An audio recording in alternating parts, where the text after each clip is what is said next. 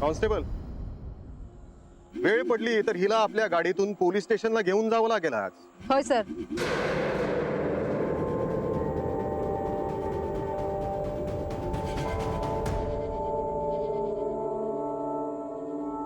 तुम्ही आता माका पकडू केलास?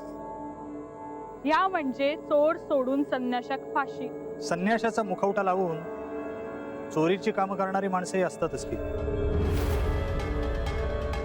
गावाला काय सांगवतस? काय नाही. मग काय गावात एखादा उपक्रम राबवतेस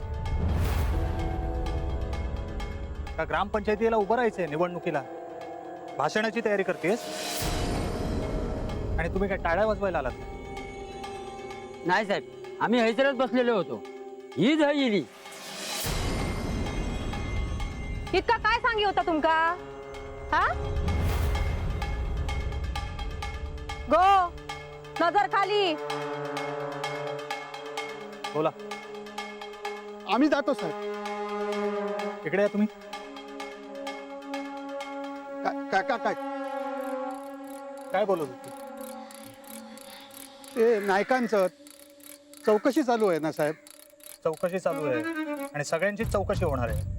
नायकांच्या वाड्यामध्ये राहणाऱ्यांची आणि त्यांच्याशी संबंधित सगळ्याच व्यक्तींची.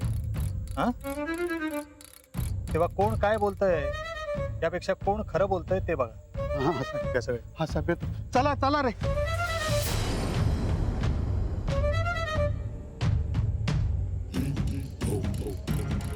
मग आता तुम्ही माझी पण चौकशी करणार आहात?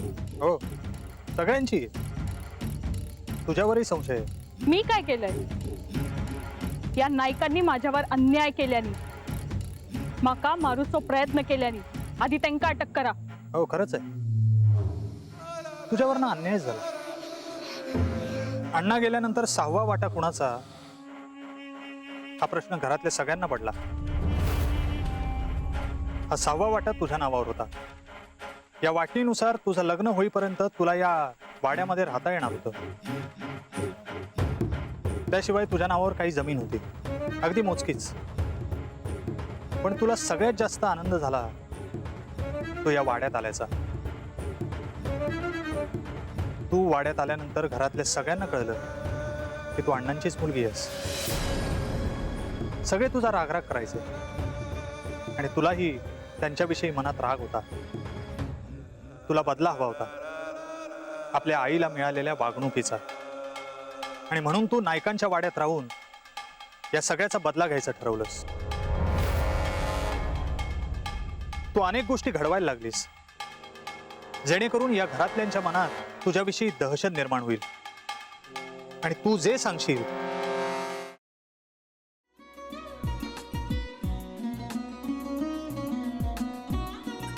लावू का? असाच लावू ना.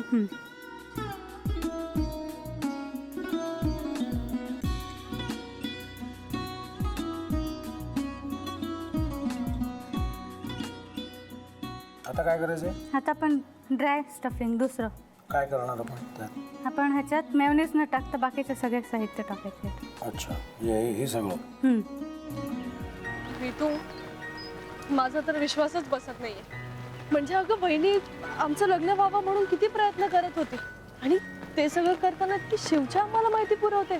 नाही, मला नाही वाटत. गौरी खूप चांगली आहेस गो, म्हणून तुला सगळं जगत चांगलं दिसतं.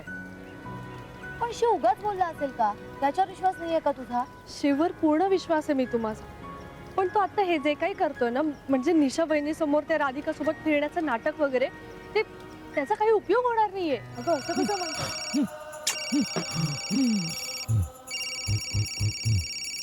अगं निलिमा, जतीन भाईंचा कॉल आहे. हो माहितीये. रिसीव कर ना. अगं बघ, कट झाला. आता तू रिसीव केला नाहीस म्हणून ते मला करतील. अब पुन्हा आला बघ. घे बघू. पण हे एक ना एक दिवस घडणारच होतं. आता मला कळलं तुम्ही 2 दिवस झाले काय सांगत होता ते. बनू हे संकेत असतात आणि हे ठरवून येत नसतात.